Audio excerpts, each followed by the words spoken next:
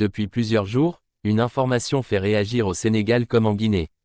Des médias ont révélé que 59 enseignants-chercheurs sénégalais ont été recrutés par des universités guinéennes, dans le cadre du renforcement de l'enseignement supérieur en Guinée. Cette situation a rapidement suscité des réactions à Dakar. Le ministère sénégalais de l'enseignement supérieur a tenu à faire une mise au point, rappelant que les enseignants-chercheurs sénégalais, en tant qu'agents publics, ne peuvent pas exercer dans la fonction publique d'un autre pays sans un cadre juridique clairement établi. Selon les autorités sénégalaises, la mobilité académique est autorisée, mais elle doit respecter des règles précises, notamment en matière de contrat, de cumul de fonctions et d'autorisations administratives. Le ministère insiste sur le fait que toute coopération doit se faire dans un cadre légal afin d'éviter des situations irrégulières.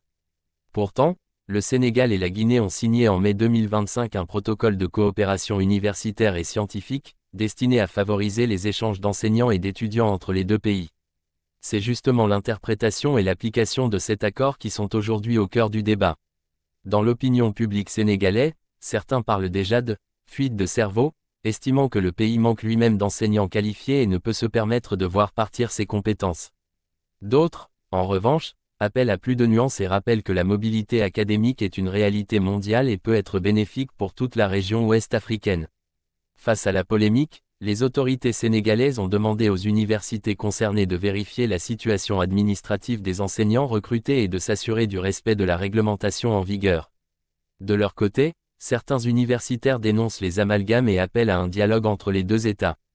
Au-delà de cette affaire, ce dossier met en lumière des enjeux plus larges, la gestion des ressources humaines dans l'enseignement supérieur, la coopération régionale, et l'équilibre entre souveraineté nationale et mobilité des compétences en Afrique.